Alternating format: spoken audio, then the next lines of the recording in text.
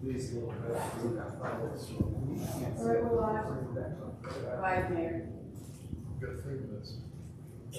That's probably fun. We're on a 3-minute countdown. Only do it for. It's old technology.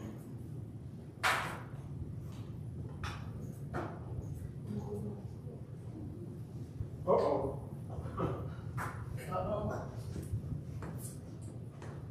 It's a termite too. Oh, yeah? Yep. Not yet.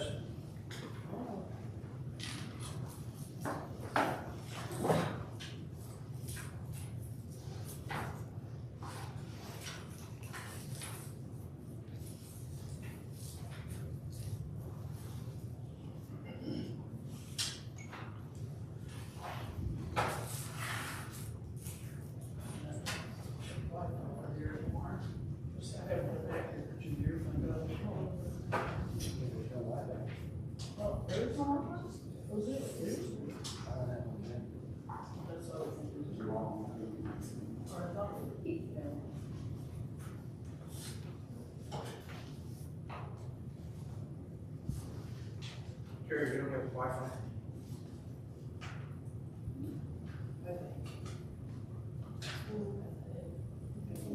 Public wireless. Maricopa County Library District Public, That should be a public, and then we have 2 Wi-Fi's. but I don't know if I ask. I think I'm thinking about a lot. It's like the airport, you can get it like for free. It's just unsecured. Insecure. That's where you see that. You should go get secure. Yeah, but this one comes for free.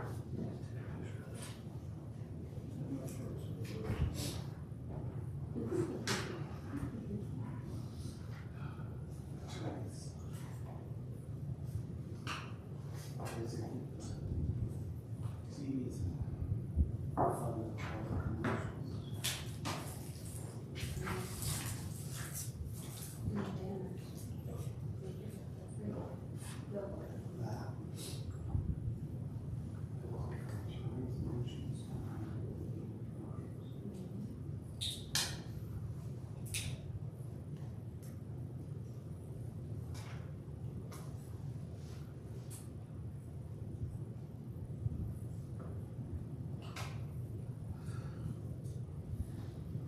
Okay. So. That thing, good timing. Yeah. 3, 2. Just when last one here gets to say the pledge.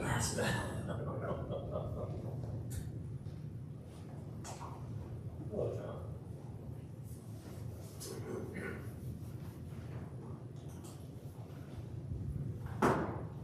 Okay, I've got 6 o'clock. Ready? We're calling this work study to order.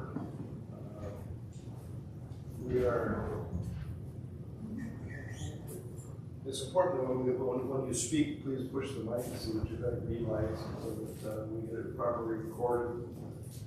We have 2 items of business that we're going to discuss.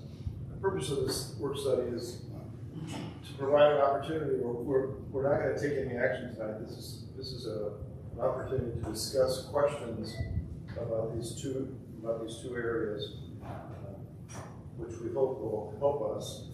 It may be that we decide that at the end of this information, we're not going to take a vote. We clearly will be able to have communicated to staff what our feelings, at least individually, are, to give them some direction. So these items, in one case, would be to come back to council. In the other case, if the county council would modify what they bring us. So the first item is the comprehensive sign package. The reason that we're having a work study session on this is twofold. One is, it was clear to me at least, while I had not talked to Councilman Clare, it was clear to me at the where we were being asked to approve the sign package. It was it was clear from the comments that he felt uncomfortable with at least some portion of the sign package and wanted an opportunity to discuss that. So that was one reason to have this postponed, the consideration postponed until after we had an opportunity to do that in a work study setting. The other reason is a concern that I have about, whether or not these designs for these signs, whether they are in harmony with what we think is going to be built in the buildings at Litchfield Square. When I look at these, I don't see the design elements that we have talked about requiring for the buildings.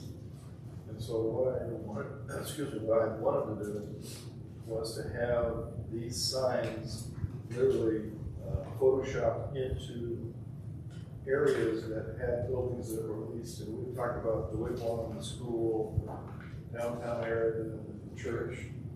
That we would take these and get a variety of these signs from where we could really picture them to see if these are in harmony with what we think is going to get built there. And we're putting these signs in front of the building elevations that we already have for the Hearth building would be another. So personally, I wanted to see that.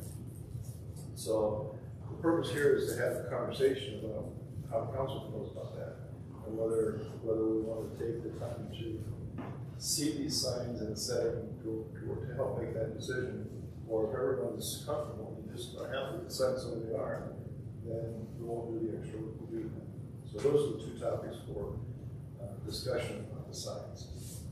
So let's start with Mr. Clare and ask him to express what it is that he was concerned about. Thank you, Mayor. So, Could you please pull the microphone closer? is that better? Yes, thank you. Okay.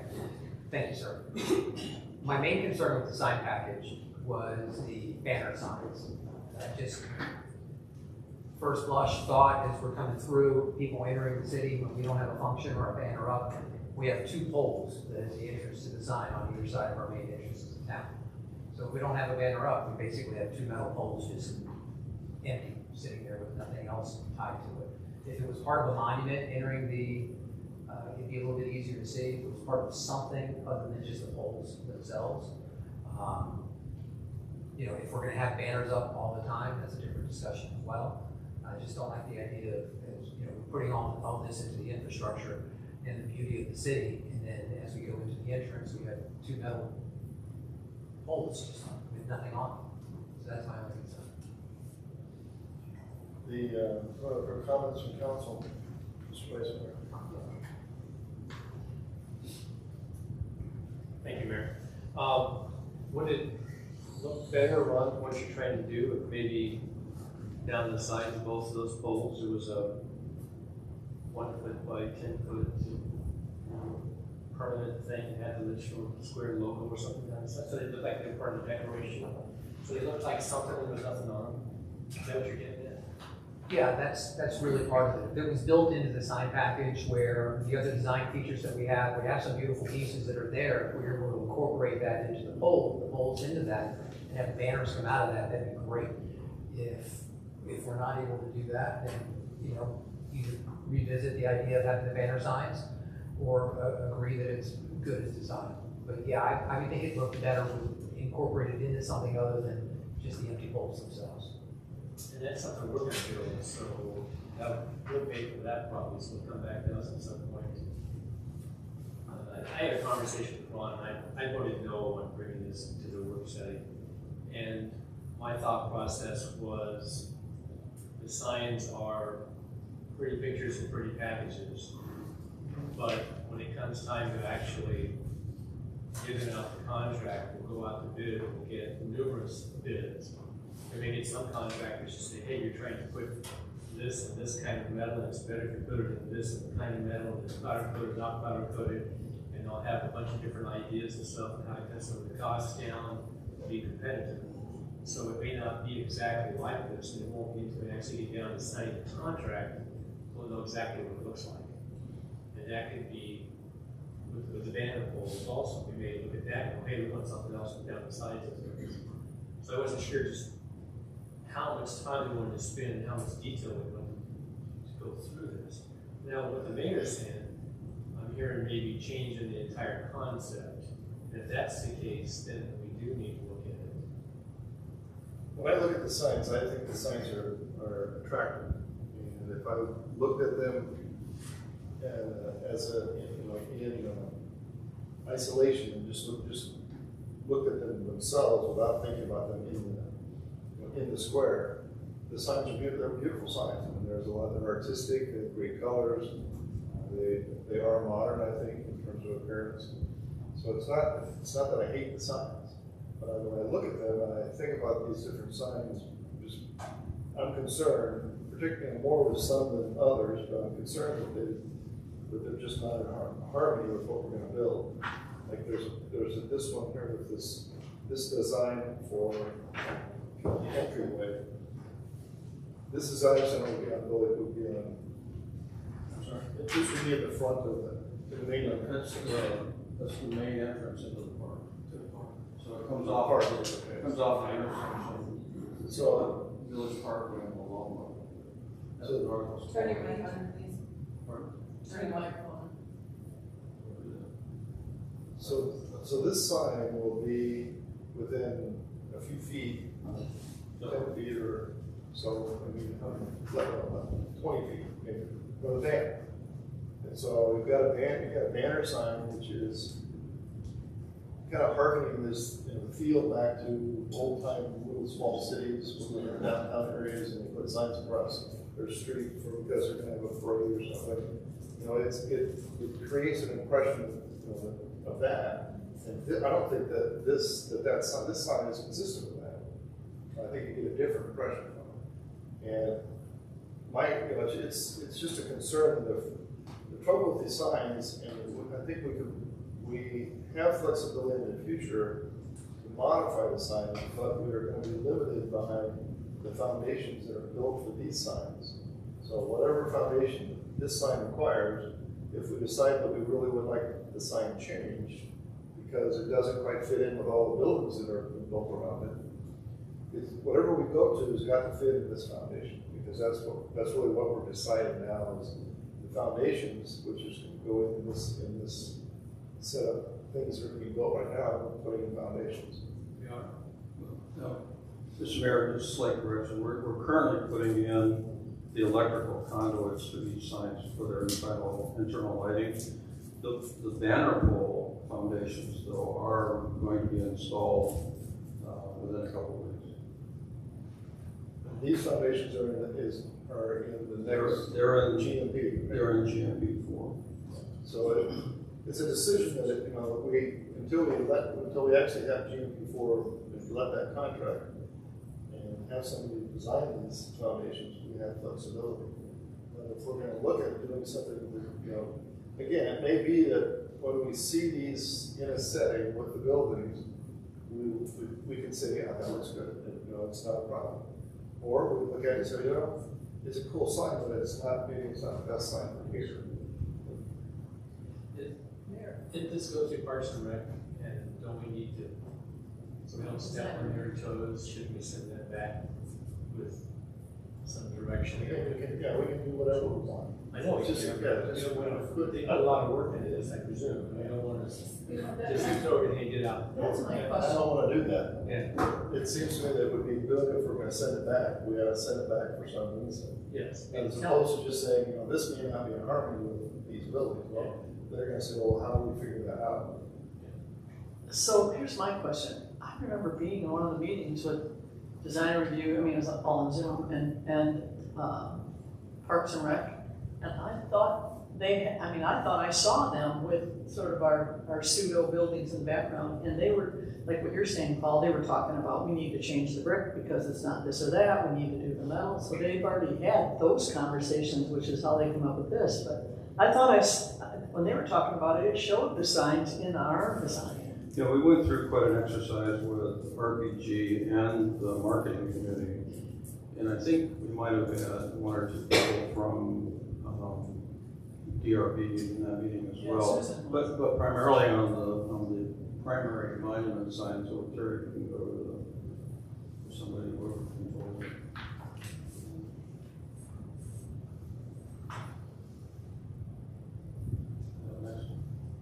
keep going. Yeah, so this sign went through an extensive analysis with the groups that I mentioned, and there were several alternatives that were reviewed as a part of that, and this was the one that we ended up with. Where is that sign? Because they This talked is about, at, there's two of them at the entrance off of the roundabout. So Village Parkway, just east of the roundabout. yeah, there was all the conversation like, you know, they couldn't have X design because kids would skateboard down that one. And they couldn't have, you know, I mean, they went through the whole, and including changing some brick on the sidewalk because of, so I don't remember or see where all that is. If you go up to the map layout, I'll show you.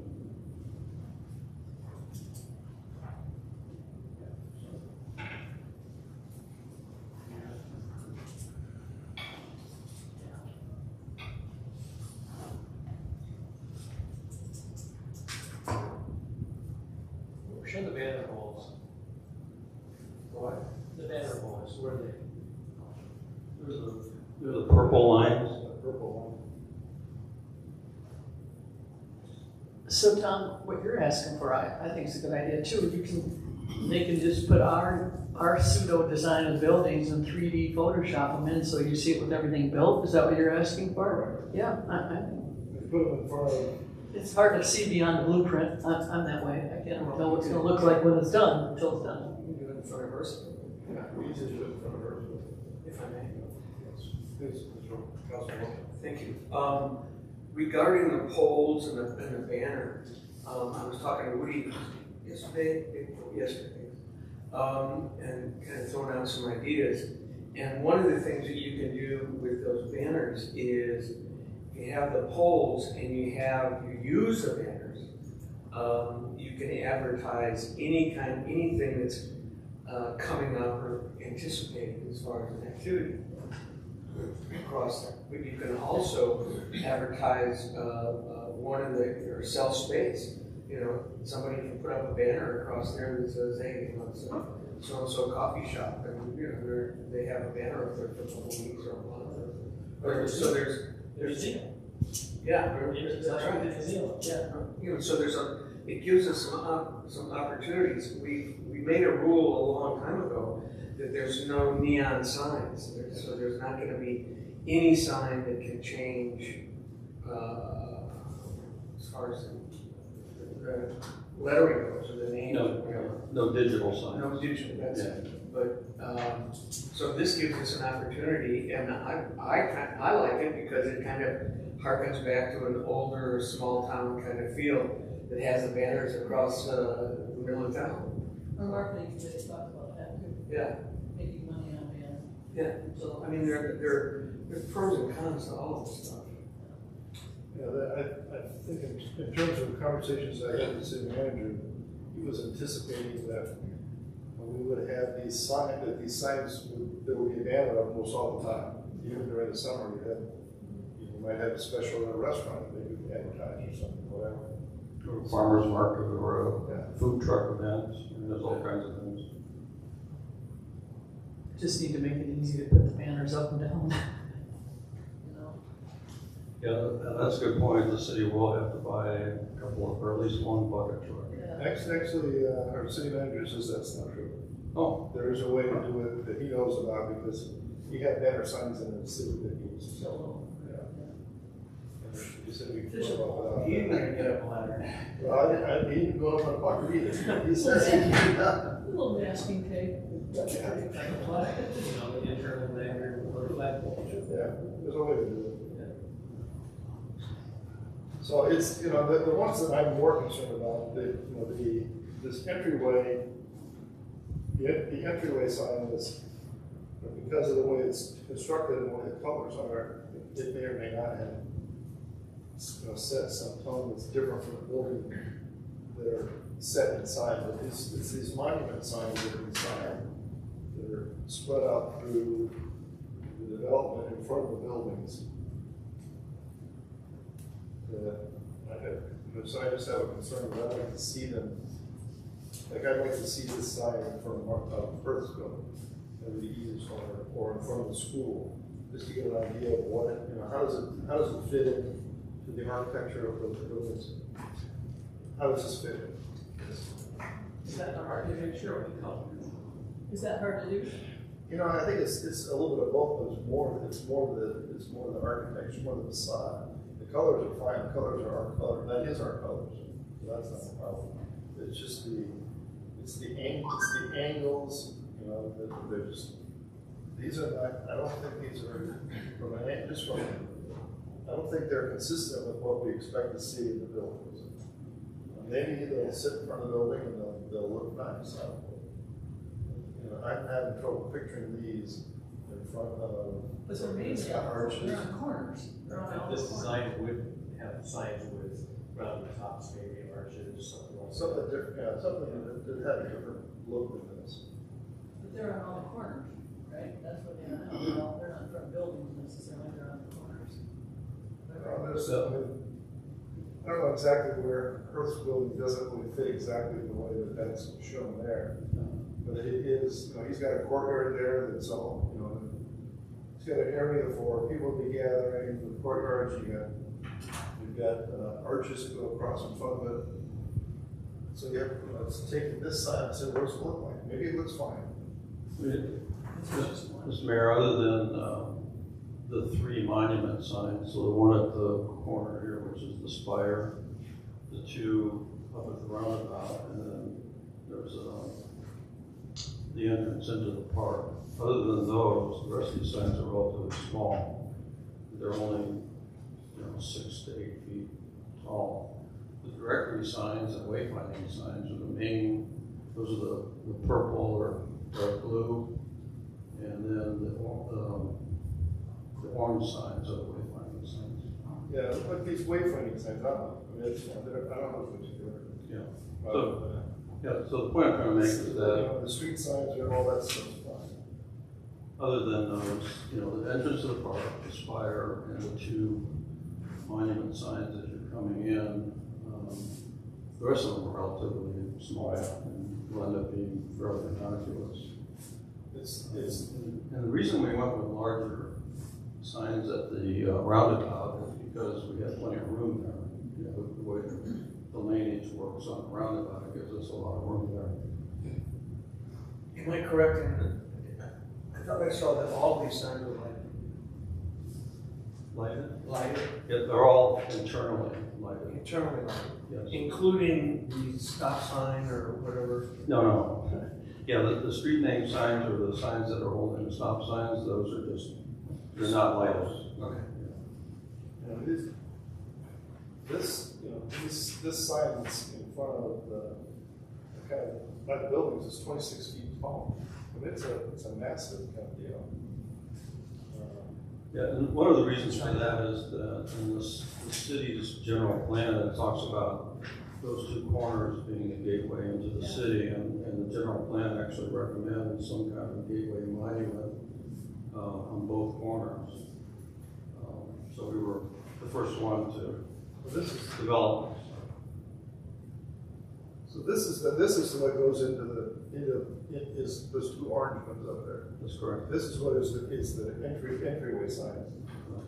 And they're only like, looks like 6, 7 feet tall. So they're not gonna overshadow anything.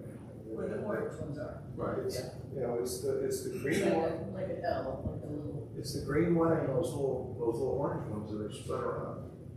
Those are 26 feet, I think. That northern one, Woody, what's protecting that from the traffic that doesn't make the roundabout? Nothing. Well, for one thing, that orange square is way out of scale.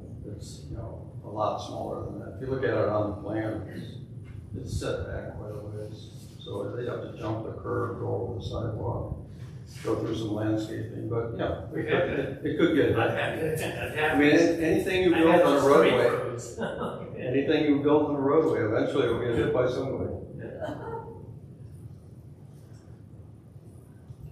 Is another item to consider the tenant sign that we're talking about putting in? Are we doing any infrastructure on that until a later date, or is that going in, we doing anything on that now? We are providing an electrical conduit stub out for it in case we do need it someday. but we're not running the conduit all the way over to it. Question on the tenant sign. Gateway entry. I was talking to Susan Chernesky, and they highly recommended not having it. They don't like it. They think it makes us look like Arrowhead or, we want outlet mall. Yeah, I don't know, I personally don't know that we need it. Make them come in and I don't know, maybe I can't tell the colors. So can you show on that map, where is the gateway entry monument? It's right There's only one spot. One spot. That's only here. 26 feet. That's the only place that one is.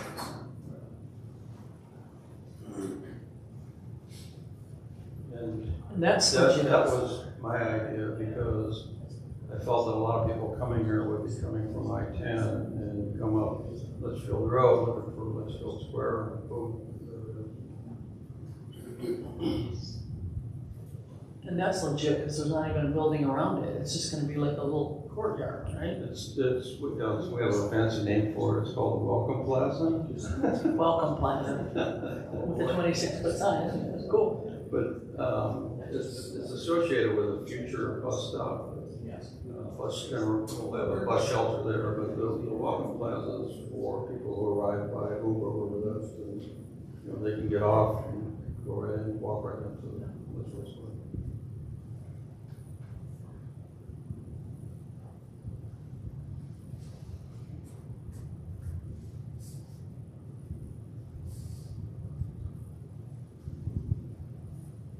Basically, the secondary monument is only gonna be by City Hall, by the church. That's correct.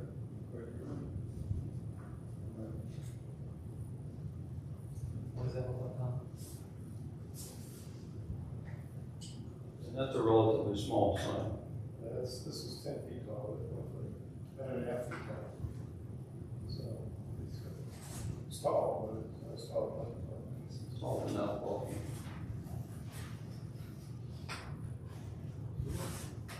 So which one of the signs is the one that's spread out? So you've got a bunch of little, I don't know what color they are, red dots, little red squares are by the white house buildings. Those are just street name signs, those, Loma and Desert, or Loma and, So none of these signs are gonna be in front of Earth's building. I'm sorry? None of these signs in this time package, other than these street signs. That's the only thing that's gonna be in front of that building. That's correct. Wayfinding sign? Coming off that little roundabout? These are the wayfinding signs. The idea is for people coming in the car, you can see where parking is, or they're not going to wait long, you can put down. Hallelujah, finally, the sign up there, it's a little bit more on that way.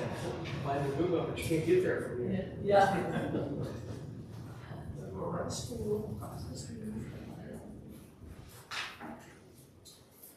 I do have one other question, Tom. Maybe you can answer this.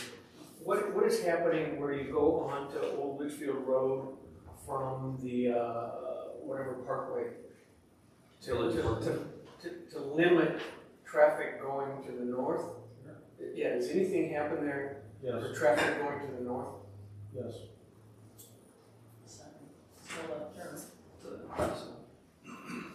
Yes, what we're going to do is we're going to build a channelized median here, so there's left in, but it's channelized, it's blocked, so you can't turn left out.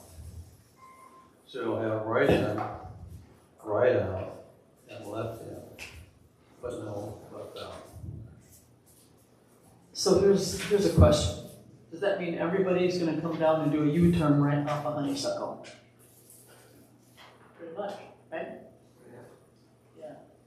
Yeah, I mean, if they're, have a burning desire to go all the way up to Bird Lane, I suppose. But otherwise, they're just gonna come down a little way wrong. Because I think, the residents will know how to use this. But people coming from other parts of the valley, all they're gonna do is try to find their way back to Litchfield Road. Peter cornered me the other day. Kentucky, and- Well, I get it, you're worried about that. Yeah. It's all under the insurance, right? Well, yeah, his concern that he expressed to me was you're channeling all the traffic down to the south and it's already crowded. And so it's only gonna become worse, not better. Well, I didn't have an answer for him because I didn't know that was gonna be no left coming out of, Well, my concern was that even if people go left out that way, there's nowhere to park down there. You can't park on Litchfield Road. Even if you turn in by Scout Park, you gotta go a long way to park. So I don't know, I mean, I'm gonna cheat and try to even turn right there and not have to go all the way down to go home, you know? Like, I mean, Just go out Village Parkway, to Litchfield Road and go. no, but if you go out Village Parkway, you have to go right. They won't, No, I'm saying go out to Litchfield Road. oh, the other way, Which is, we want you to which go is just Litchfield more Road. traffic, you know? We want you to go, we want to get the traffic to Litchfield Road. I just didn't understand why there was no left turn. I understand them not wanting to go into neighborhoods, but there's no parking up there anyway. You can't park on Litchfield Road, you It's know? because of the traffic going. Mr. Mayor. Through Litchfield? I think we're getting a lot of topic. We are. I don't think we're here to design traffic for our. No, we're not.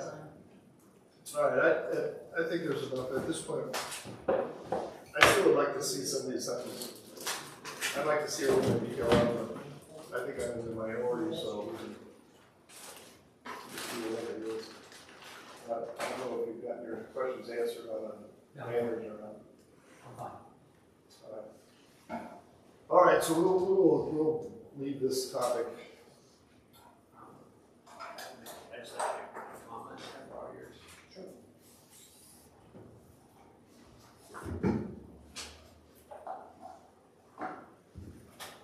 Just want to make one comment just on process and a comment for both council and staff. We had this issue at the last meeting, we had a couple of other issues where I think staff and others had spent a lot of time doing stuff and they brought it to us and we weren't happy, which I'm sure is frustrating for staff and frustrating for the other people involved in the pre-work before it comes to us. So the suggestion for staff would be, I think we would function better. And I know it's hard to tell in advance, but if there's something where we should be brought along or in the process collectively, the council. So as an example, we should have had a work study on the signage package months ago. So we could collectively give our input and avoid you all putting so much work into it before we say we don't like it.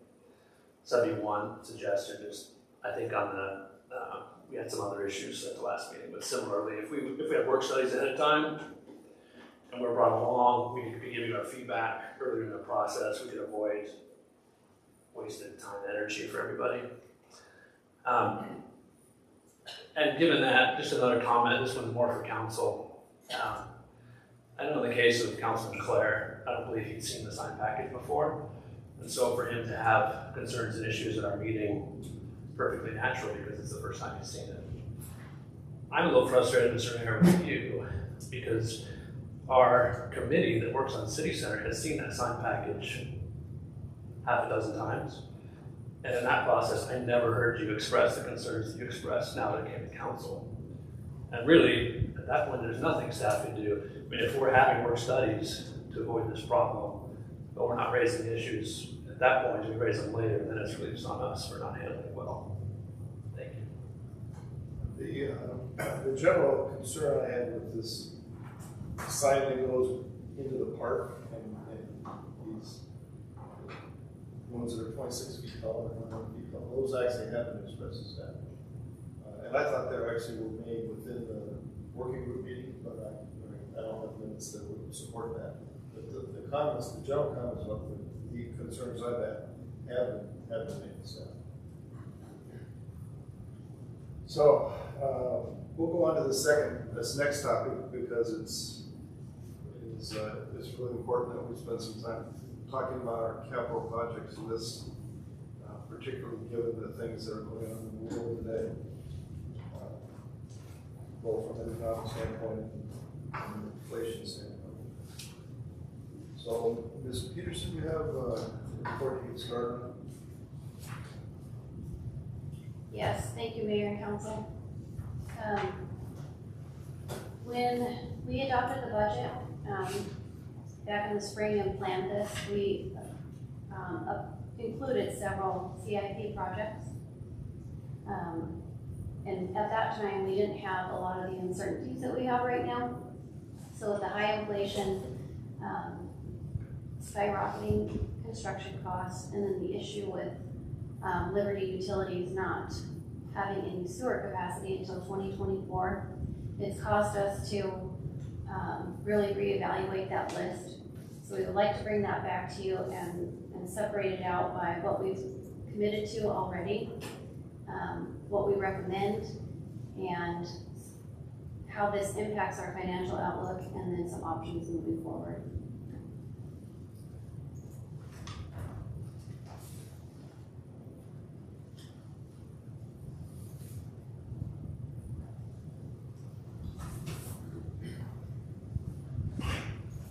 So this CIP list, it's all the same projects that we had gone through. Nothing has changed to the projects. It's just what we are recommending. So everything that is highlighted in yellow is projects we've already committed to. So the first two on the list, which equal total about 11.9 million, are Litchfield Square. So that top line of 3.4 million is council initially committed 5 million in city cash. We spent 1.6 million of that last year, so this is the balance of that 5 million. We still have 8.5 million in bond proceeds. So that is committed, and that will go towards GMP3 and some of 4. And just to make it clear, GMP4 is not committed. Correct, it is not committed. So it's only GMP3 where we are legally committed to spend this money and complete that part of it. What is 3 goes through, and which is 4? Let me answer that. Yeah, like each of them. I heard it all, but I'm confused. The question was, What's what's involved in GMP3? Yeah, what's in 3 and what's in 4? We committed to 3, what are we committed to, and what we still need to? Yeah, in simplest terms, GMP3 is building the improvements on Litchfield Road and extending Village Parkway to Desert Avenue. But it's also installing all of the electrical, underground electrical, dry utilities, gas, telecom, all of those systems in the entire project. Okay. And the sewer system. That was actually GMP2. And there's no other roads, all the Village Parkway to Honeysuckle? To Village Parkway to Desert Avenue and that traffic circle. Okay. All of the internal streets are in GMP4. So 4 is the rest of the streets and the park. No, not the park, just the streets. And, you know, all the things that go with it, landscaping and lighting. Where's the park? Is The park would be GMP5, which we're just now finishing up the phase 2 plans of that. So Aiken Gardner is working on the estimate for that right now. And I'll actually get more information on that tomorrow.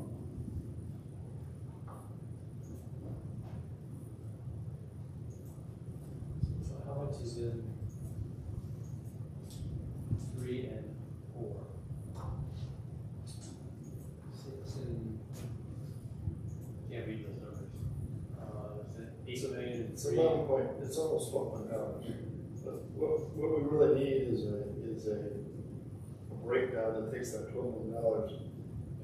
And of the $12 million, this amount is contractually obligated. And this amount is what's in GMP4. So of this $11.9 million, $12 million. How much of it is in 3 and how much of it is in 4?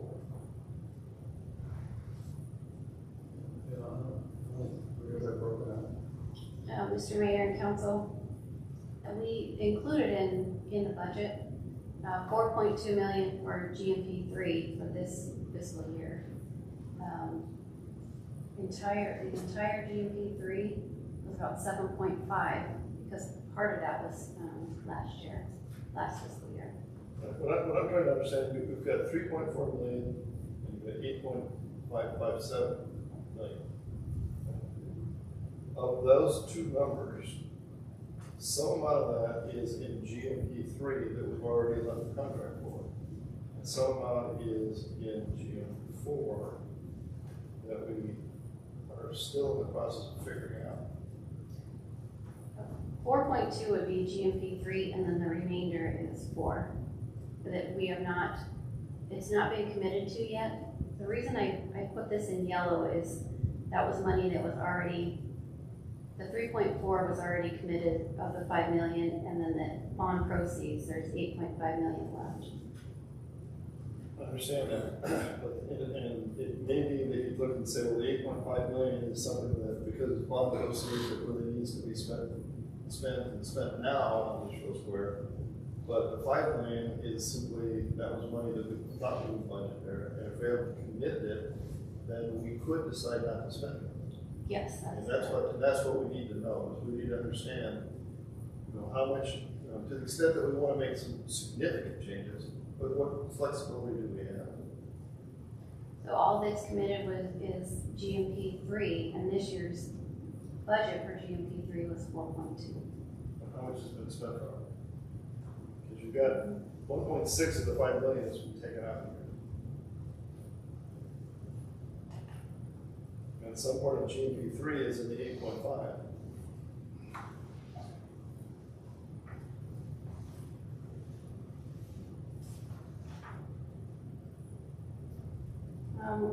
I'm sorry, that's last year. 1 second.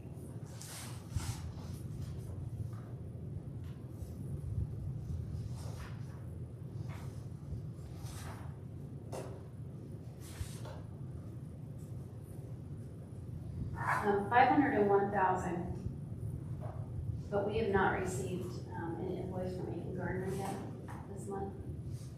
So that's all that I have posted. So from 4.2 million of GMP 3, what's been spent is 500,000.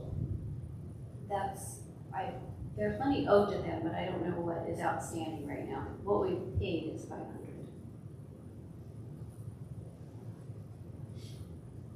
And so we need to get this information split up just slightly differently, so that we really understand exactly. It's not that we may not say that we still want to spend this money, but we need to make that judgment in light of these projections you've got on cash. So you have 8.55, which is bond proceeds, which should be spent only on Litchfield Square. Yes. So that's going to pay for some amount of this yellow area, because you've got, in GMP 3, all you're saying is you got 4.2 million, right? Yes. And so those bond proceeds could pay all that 4.2 million. Yes. And then we would still have the bond, we'd have another 4.2 million or 4.3 million that could be put towards GMP 4. Correct. Right? And we've already talked with staff about taking GMP 4 and breaking it up into phases. So what we need to understand is how much of the money that is in here from our general fund that we really need to spend on GMP 4, things that we decide we want to get done for sure. Because that money from the general fund is going to be. The reason what all this conversation about it is because when you get to projected fiscal year 25, if we do the spending that's kind of in here, our actual reserves over and above what we have set by policy, a total of 50% of our operating budget that we have to keep in reserves. In addition, in excess of that, we're going to be down to $187,000, which is almost nothing. And in that number is 3.5 million of sales of parcels of land, which may not happen. If it doesn't happen, now we have gone below what we have set our policy on for reserves. So we've got to be able to take a look at all of the options we have to change that to impact that. And then so we can make decisions on it as we go forward, when we get, maybe we'll know a little bit more. Maybe these assumptions are gonna be more conservative than what they need to be, but they could also be not conservative enough. Because we don't know what's gonna happen with the wastewater, we don't know what's gonna happen with the economy. Fed keeps tightening, what's gonna happen with the bond market, and there's a huge number of uncertainties.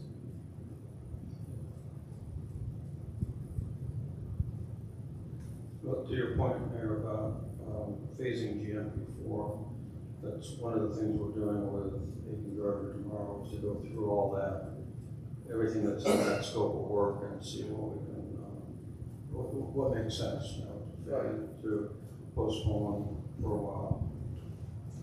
I guess my concern is what I'm trying to get across, at least from my standpoint, my viewpoint, is that we don't want to call something committed if it's not committed. Right?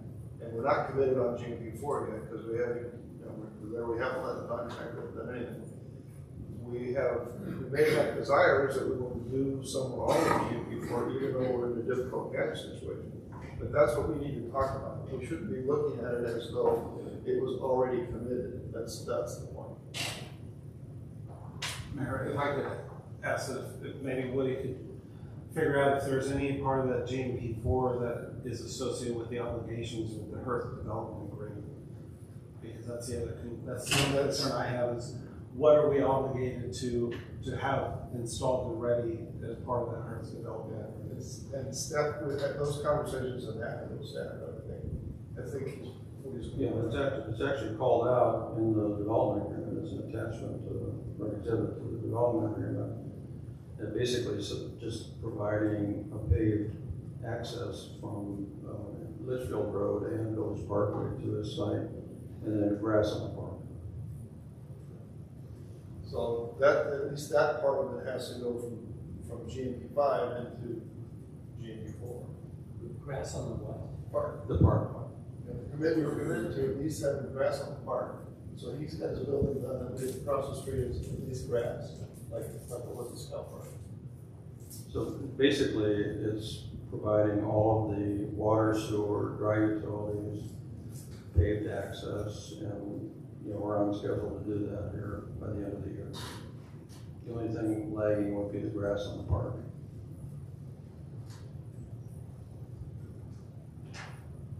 So the other thing is, if we go down below the other things that are in yellow, technically the downtown storm drain engineering and construction, that project, we have an intergovernmental agreement with the county. So it is a project that it's very difficult for us not to go forward with now. The county is giving us this, actually increased amount of money to pay for their portion, so our portion is a lot less. And it's a place that we're using some funds that are restricted because they come from the federal government, AARA money, right? So that's a very large project, but it's different in a way that looking at it as committed is probably the correct way to look at it. It's just this one above, I think we need to break it down more. Yes, sir. I might mention that the storm drain project is also important to Litchfield Square because it will stop the flooding that comes out of the Loma area and crosses the airline canal and goes into the property that's been vacant. So nobody's really cared about flooding. But once we start building buildings and all the streets and everything, we don't want large floods coming in there. So that's one of the critical reasons we want to build a storm drain. Okay, so I guess continue. I wasn't intending to stop the conversation, but to make the point of this committed versus uncommitted.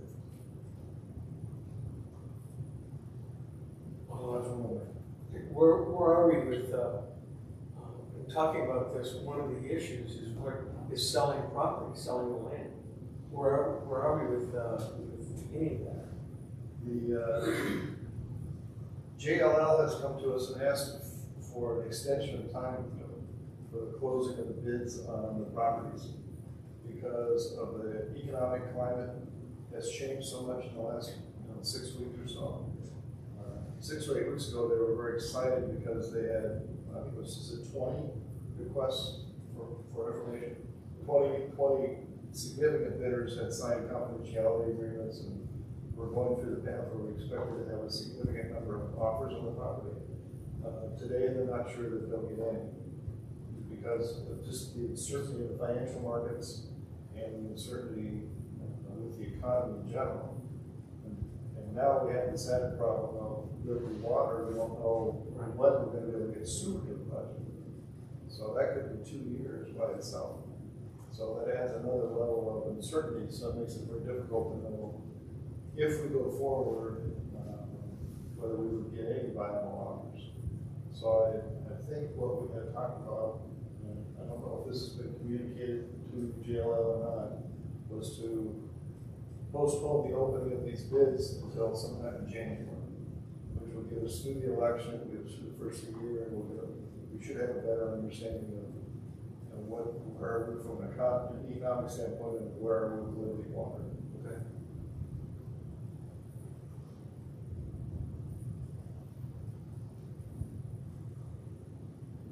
Okay, Mayor, are we ready to move forward? I think so. We will get a better breakdown of that 8.5, but I'd like to continue to run through this so the numbers that we're going to go through will make sense and we'll see how this all ties together, although the committed and recommended numbers might change. The total budget for the project this year was 18.7 million. 8 million of that was specifically for GMP4. Of course, that was months ago when that estimate was put in, and the actual estimate came in about a week ago, and it came in at more than double that, at 16 million, over 16 million. So staff is working to see where that can be reduced by 3.5 million. So if we were to move forward with how GMP4 is now, less than 3.5 million hopefully in reductions, that would be an overage of 857,000. So those are the only two projects in this presentation that we are, or the only thing that we will be recommending is to continue on with the project in GMP4. Everything else in green, almost $4 million, are projects that we are recommending we put on hold. Basically, we're recommending we don't do anything unless it's absolutely necessary and really focus on preserving the city's cash reserves until we have a better feel of what's going to happen with the parcel sales and the market. Let me just make sure I understand what you just said. There's the already committed projects, 18.7. If that is in your budget, you have 23 budget and then 23 projected. So all of that 18.7 is in here as being spent in 23, correct? It comes out to 19.5. Okay, so it's 18.7 plus that 850 you're talking about. Yes. The increase, the GMP4 variance, we did increase, sorry, go ahead. Just making sure I understand the numbers that we're going through. We're counting on a $3.5 million reduction to get to the 857. Yes, that counts on a reduction of 3.5 million. So do we have, are we reducing what we're asking for, or are we expecting the vendors to have a price reduction? The price reduction is a great question that we haven't discussed that. Woody is looking at what can be really put off. I just don't want to expect 3.5 million. We're looking at phasing GMP4. So they will only do a portion of it. So there'll still be work that needs to be done that won't be committed. Correct. Okay. Whether we can also get any type of cost savings that's something that Woody can start exploring with Avery Gardner. We can talk about phasing. Obviously, that's what we're trying to accomplish. Study, we've got to spend on the scan. So the financial outlook, because of, we have so many uncertainties right now, this is a very, I would say, it's a very bleak outlook, but it could be a very real scenario for us. So this financial outlook assumes that there will be no sewer hookups until 2024, which very well means we will not sell any more parcels until then. I took a look back at the fiscal year 2008 decline. 2008, the city experienced a 10% drop in sales tax.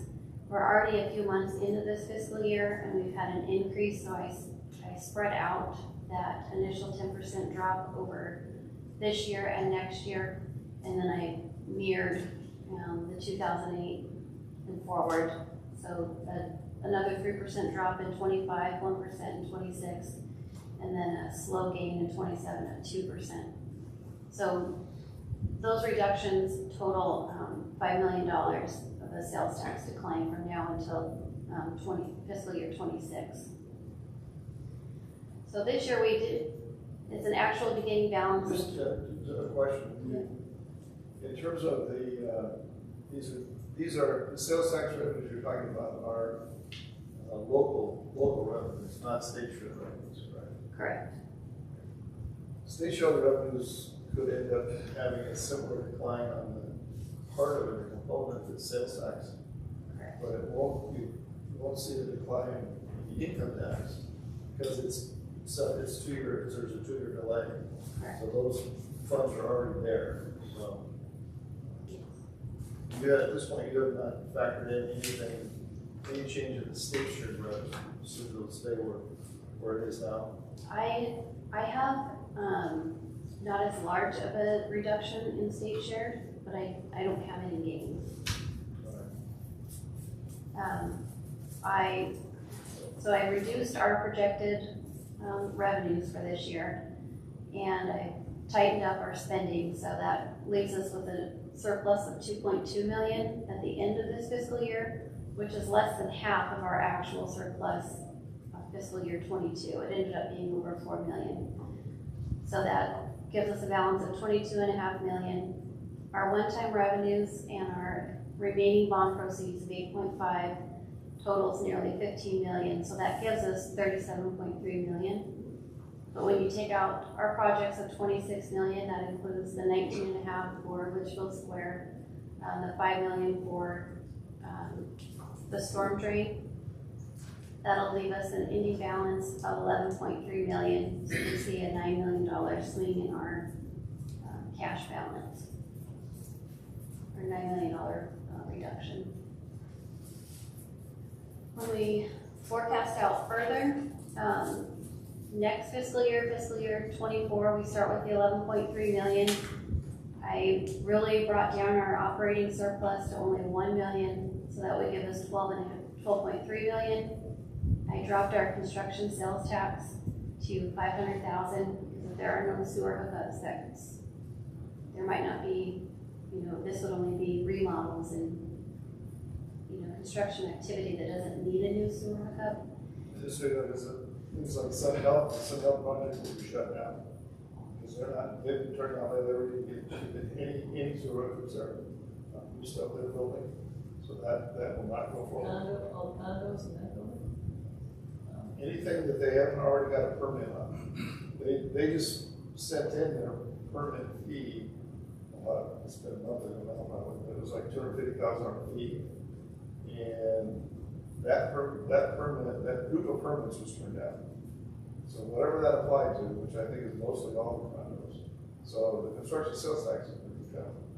It could be problematic if we don't figure out a solution to Liberty. The other thing that you need to take into account when you look at these revenues is if there's a projection by the league that the rental tax is going to go away in this legislature, and food tax is going to go away in this legislature. which will also impact these numbers for us. And that's not taken into account. So there, we've got a lot of risk factors that are gonna happen over this next, 6 months to a year. Just a variety of things. So all good news for you tonight.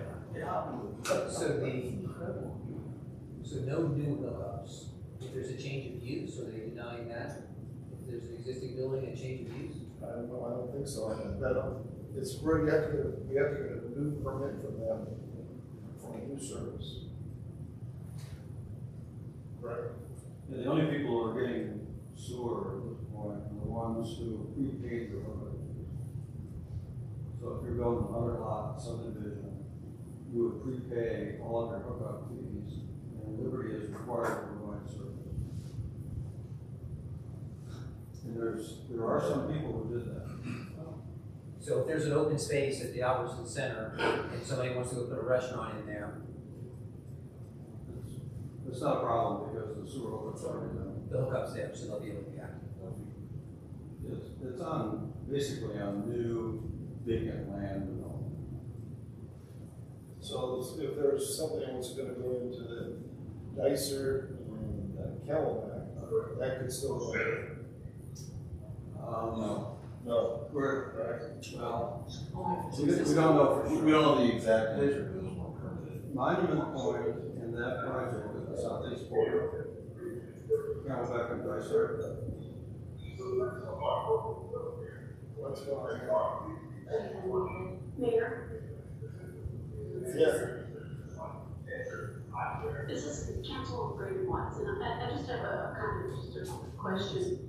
Is Liberty Water seeing any ramifications from their lack of money? I know that some of the issues came up unexpectedly to them, or this appears to be, but it seems to me that this is a huge issue of lack of planning and lack of forethought on their part with all the development going on to the west of us and all of the housing going in. Is the Arizona Corporation Commission doing anything as kind of retribution? I think it's way too early to know what if anything, the Arizona Corporation Commission can do and or would do. They're trying to get a handle on this now. And then a follow-up question, are there any developments or any circumstances where a septic system temporarily, I know they're hugely expensive, but might benefit in keeping things moving forward? We have that stormwater retention area underneath the park. They could hold a lot of waste. The answer is no. I don't think anybody's looked at that. It is, the speed of government is so quick that we normally forget how slow this can be when it goes to people like the ACC. It is, it's slower than a snail.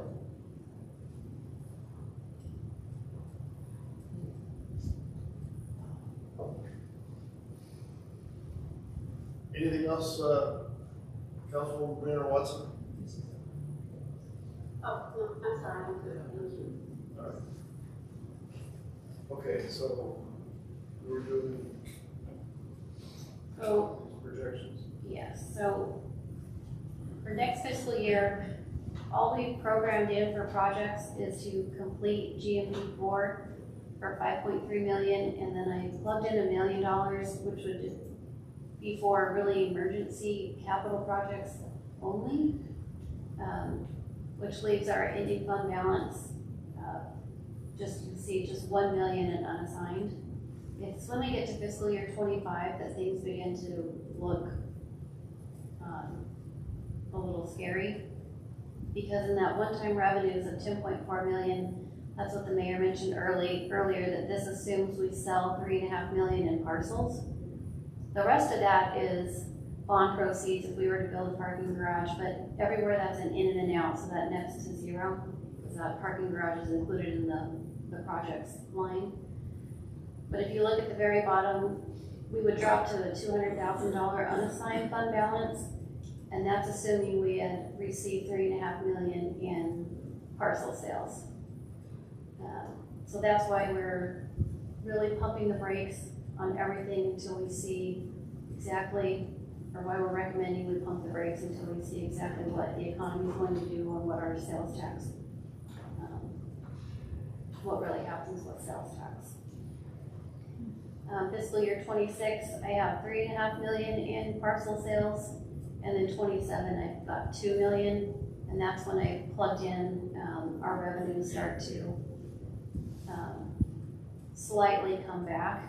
I've also plugged in 27, and this could be very, I might be thinking too positively here, but selling 50% of the infrastructure to the CFD for 7.5 million, and that's why you see our fund balance in fiscal year 27 take such a big jump.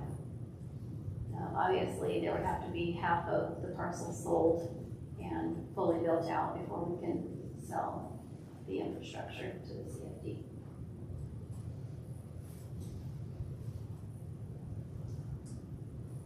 Questions or comments?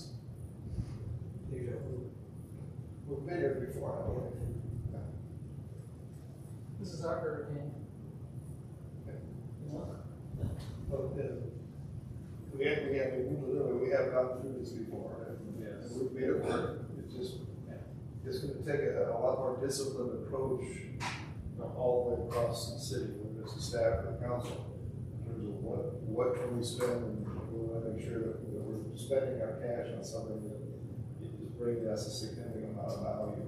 If it isn't, then we need to not spend it and keep that cash until we understand what happens over this next couple of years. So, would you say that more the challenge is more of the sewage situation than even the economy? Some of these people were still interested, even though interest rates were going up. Yeah, I mean, I would say the sewage system is that's like a for sure thing. Yeah. That's a for sure potential two-year shutdown. So maybe that's more serious. Some of the things that you started to hear people talk about in terms of the impact of so it's not the United States alone, it's across much of the Western world are increasing interest rates. And there are literally trillions and trillions of dollars of bonds out there that are at 0%. And as we increase the interest rates to try to get a hold on inflation, the value of those bonds in the bond market is going down dramatically. And that's a drain on the financial system that is, it's similar to the drain that happened in 2007 and 8 through the banking because of banks. So it's anybody's guess what's going to happen if they keep going with these interest rates.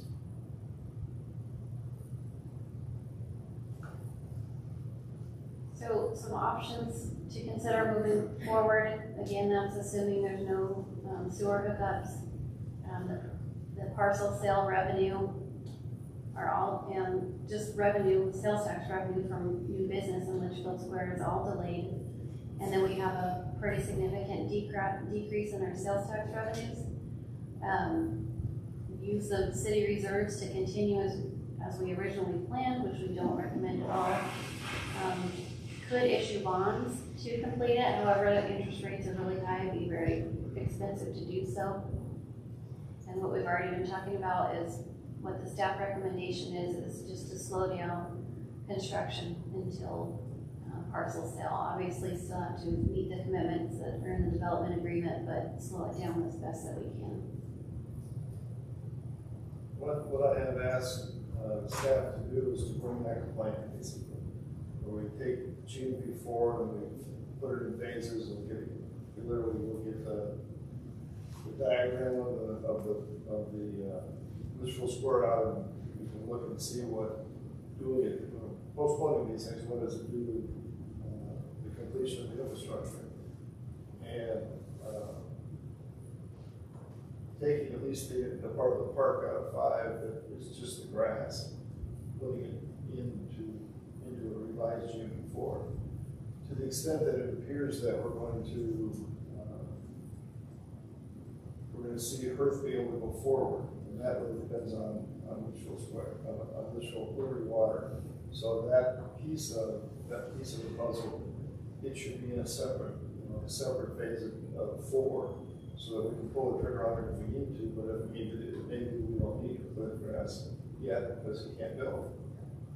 So that's what staff has been asked to bring to us.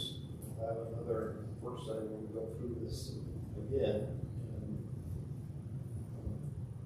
as we go through this, it's going to be a process of continuing to update our financial projections and then getting better information on how we can break up June before. Yes. Mr. Mayor, do we just have to sit back and take what Liberty Water is saying? I mean, is this? We've got our experts right here. Why can't something happen? It is. Tell us Unfortunately, what's happening. part of that answer is, unfortunately, yeah, we have to pretty much take what they've given us.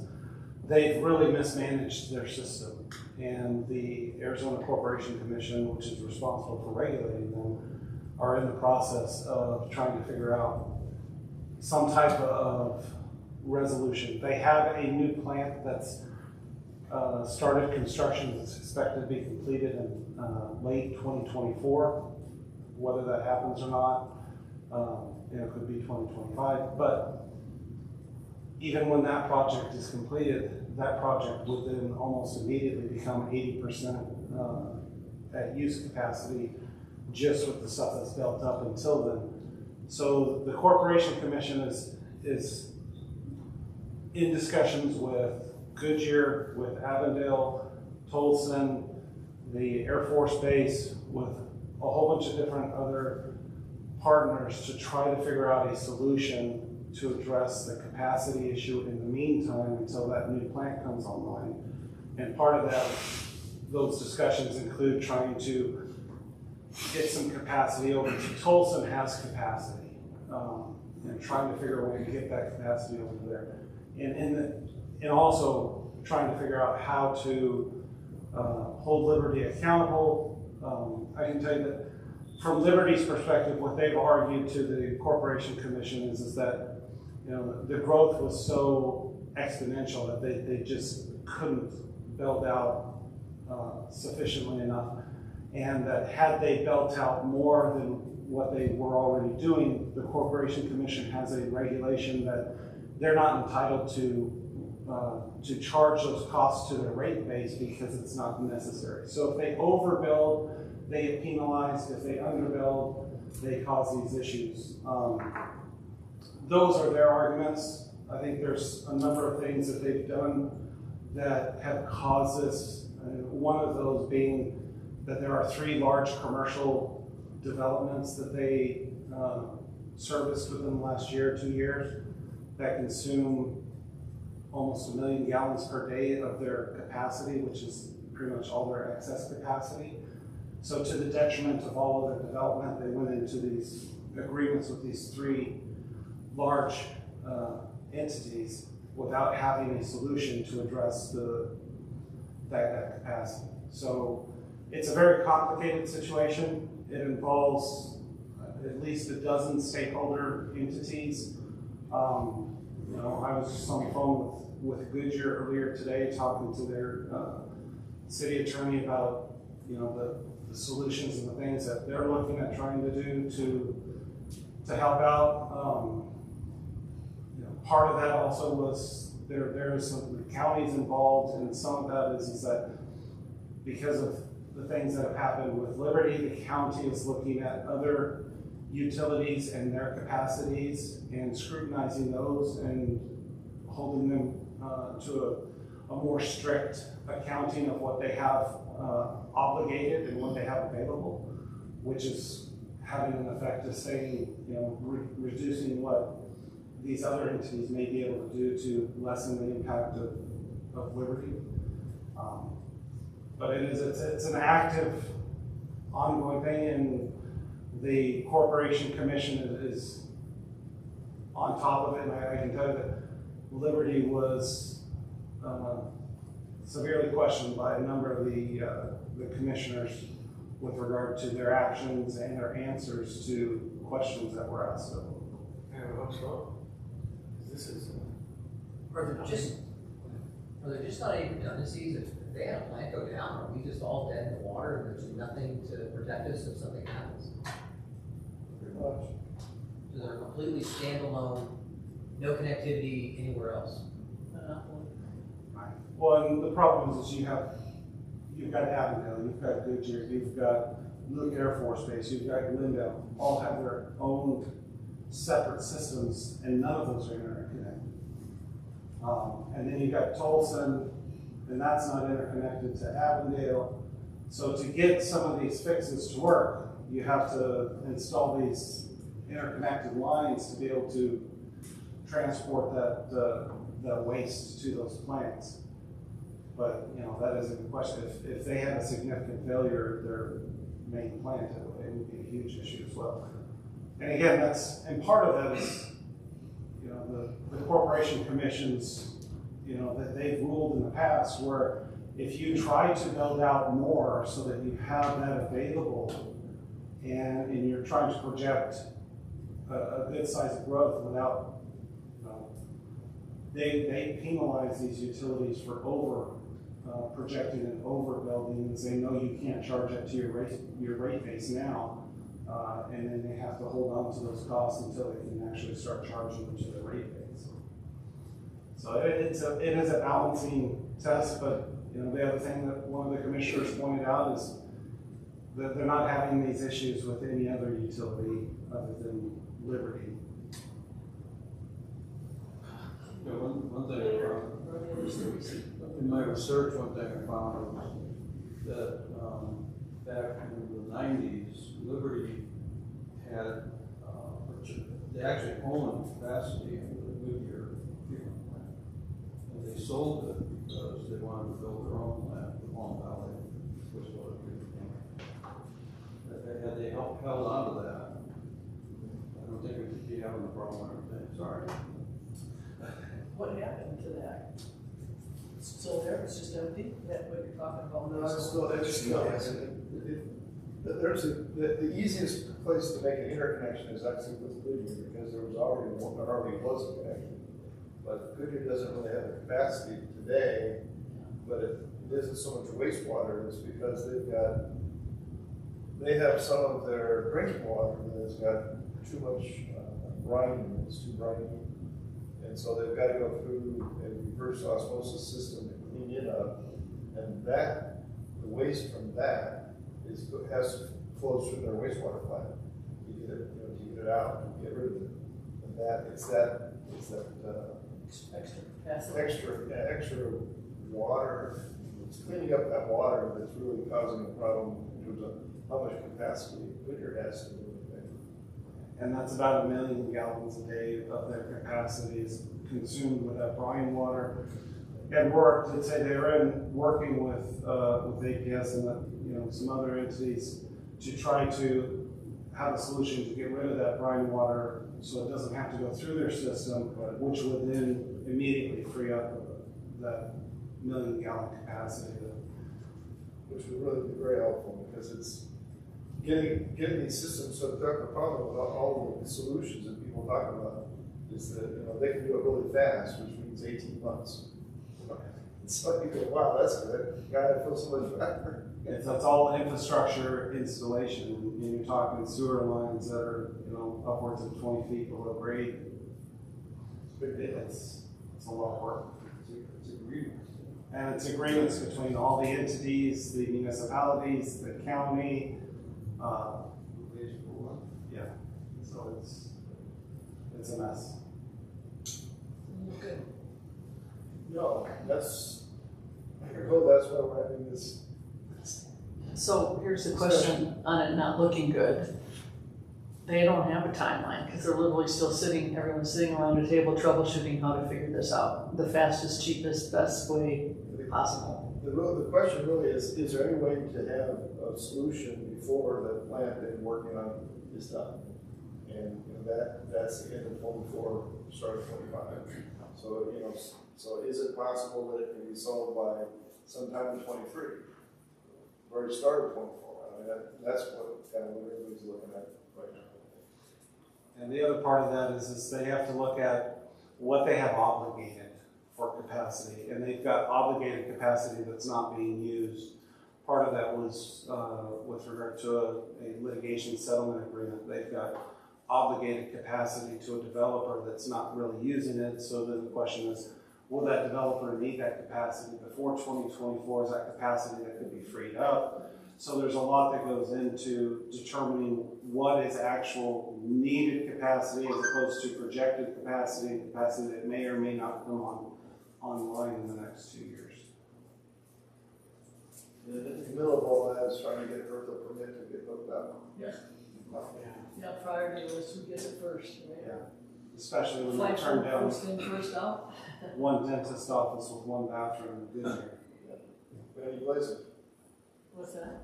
Randy Glazer that's how I first found out about the problem. Was Randy Glazer got turned down for one bathroom. At his house? That was One bathroom and one commercial office got turned down. That was started. Outhouse. literally, that's what started this whole process. So they obviously weren't contacting anybody, not telling anybody. No, they didn't tell anybody anything. And that was one of the big issues that came out at the hearing, was the fact that they were not having any communications with the developers and municipalities. You know, there were a number of developers that were testifying that, you know, they've been trying to get line extension agreements in place for over a year. And they just, Liberty's not responding to them, you know. And the issue is Liberty is you know, they're the only game in town. You can't go to another sewer company and say, oh, I want to use your service. And the other frustrating thing that we've experienced with Liberty, that everybody does, is they say, well, no, these are our standard line extension agreements. This is what you're going to sign. We don't make modifications to these, even if they don't reflect the, you know, what's going into the ground, or, you know, what the actual usage is going to be. So they've been very obstinate with working with us, with their customers, on even just the basics.